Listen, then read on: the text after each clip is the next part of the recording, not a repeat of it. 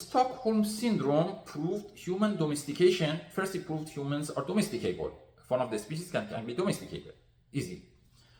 And secondly, it proved that it's inner species domestication. We domesticate ourselves, the ones that are stronger than us, to take our freedom away in the first place. If our freedom is taken away by another person, that means the person is stronger than us, right?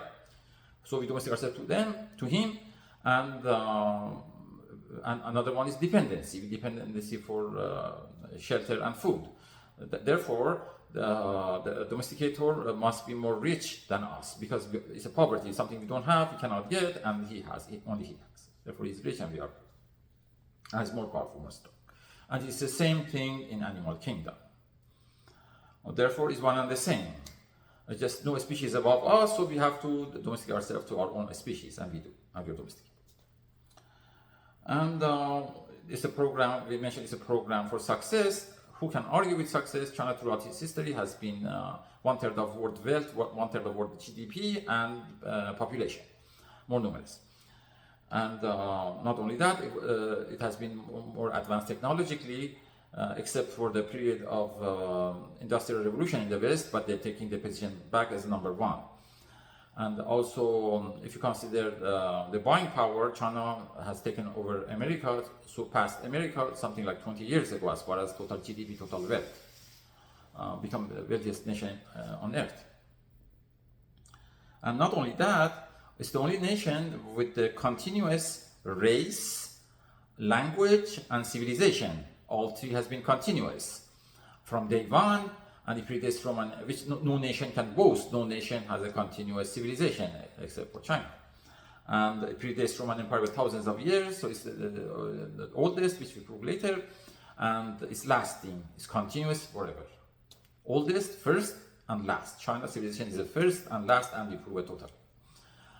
Now we know how we know the source of Chinese civilization, and you say, okay, the neighboring countries also have the culture of conformity. So why started in China? Because China is older than them. Korea was part of China, and Japan was a samurai, which means that they were savages. They were uncivilized, and they're waiting to come in contact with Chinese civilization. After they come, they send students to learn the culture, which is culture of conformity, to become like one, but they never become as powerful, as big, as numerous as their teacher.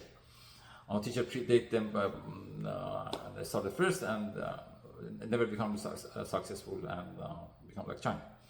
Therefore, the epicenter has to be in China. But now say, why didn't it start in the West?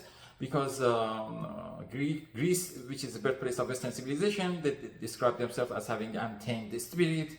Untamed means they didn't want to become domesticated, and their parents, the parents left their kids alone. They didn't want to clone themselves. And America named themselves, their country, or part of their country, as a Wild West, and they made a movie with the same title.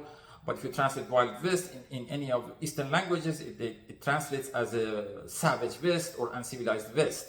But what they mean by wild, because the spirit is wild, and wild means free. Because if you take the freedom away, we already proved that you take the freedom away, automatically we acquire a common instinct and become programmed. And programmed cannot have a spirit. And the spirit is wild, but it's not a brute, it's not beastly. On the contrary, it is delicate, and it has finesse and sensitive, and it's gentle, which makes it civilized. But in the East, civilization is mannerism, which means when we come on Earth, we have no toilet manner. We used to defecate everywhere like beasts, and but some of us were civilized from day one.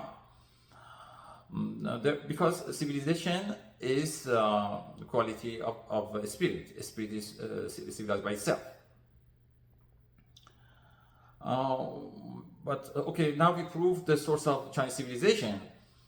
But how can we tell it's the oldest in the world? Because if the wolves did it 10,000 years ago, the intelligent among them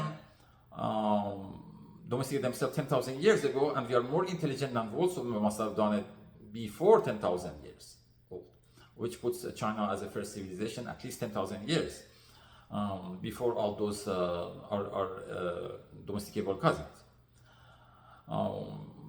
So now we prove both that China is the source of Chinese civilization, and that is the first in the world. I'm asking Mr. Xi, please pay my reward because I suffer so much to learn all of this.